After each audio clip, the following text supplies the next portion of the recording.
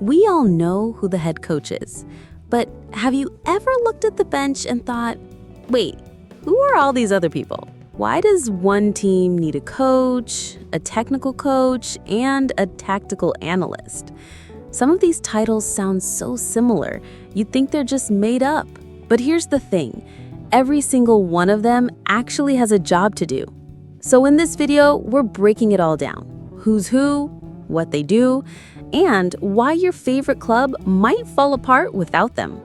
We've sorted them into categories to make it easy to follow, so feel free to jump to the part you care about most.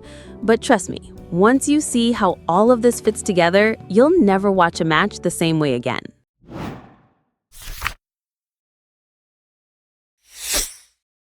Section 1. The coaching staff. So let's start with the top dog, the head coach. He's the mastermind.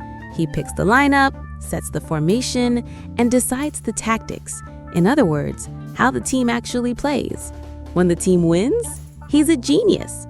When they lose, he's one press conference away from getting sacked. Next up, we have the assistant coach. You can think of him more as the coach's right-hand man. He helps run training drills, advises on additional strategies that might help, and points out the small details the head coach might miss. If the head coach paints the big picture, the assistant coach is there to sharpen the edges. Now we've got the fitness coach. His job is to make sure your star striker isn't out of breath by the 60th minute. Speed, stamina, strength, and recovery, that's all on him. If a player's body isn't match ready, this guy's taking the heat. Then comes the set piece coach. You know those slick corner routines where 3 players dummy the ball and it ends up in the net? Yeah, that's not luck. That's him. He's behind the sneaky moves on free kicks, corners, and all those rehearsed plays you thought were spontaneous. Now, meet the tactical analyst coach. This is the guy you will always find glued to match footage.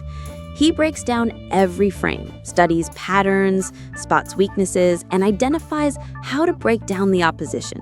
High line, low block, man marking. He's already run the simulation and passed it on to the coaching team. Next up, the performance analyst.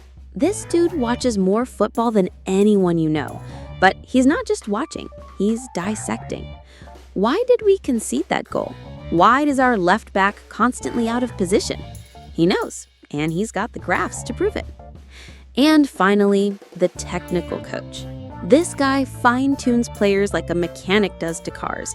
He focuses on the little things: ball control, dribbling, quick passing under pressure, all the fine details that turn a good player into a great one.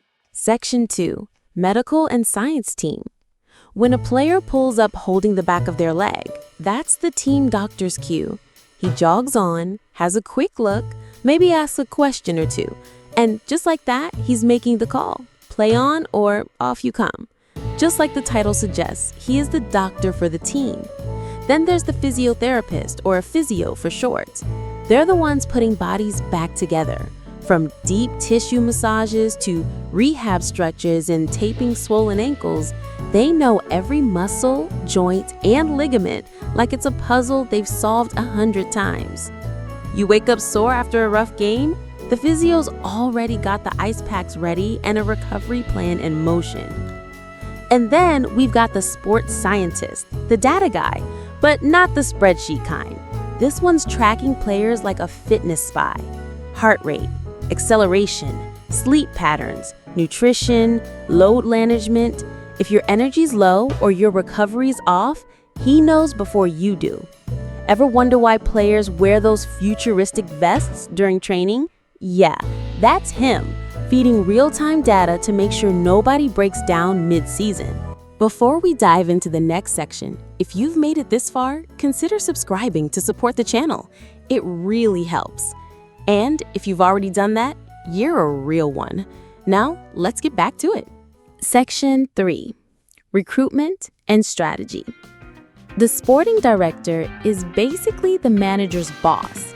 He decides which players to buy, which ones to sell, and even which coach gets hired or fired. If results go bad, he's the one calling the big shots, including whether the manager stays or goes.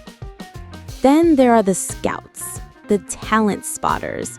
These are the people watching hundreds of matches, sometimes in small stadiums, looking for that one young player who could become a star. Above them is the technical director. His job is to make sure the club has a clear football identity, not just winning games, but how the team plays. Whether it's high pressing, possession football, or something else, he wants every level of the club, from the youth team to the first team, playing the same way. And finally, there's the data scout. He doesn't watch players with his eyes. He looks at stats. Things like passing accuracy, chances created, or how much a player runs during a game. He finds hidden talents just by analyzing numbers and suggesting players who might be worth signing. So yeah, football isn't just about the players on the pitch. It's about the engine behind them, the team behind the team. And no, these roles aren't just duplicates. Each one plays a crucial role in making sure things run perfectly. So the next time your team scores a goal, just remember, there's a whole crew of people you've never heard of who probably helped make that moment happen.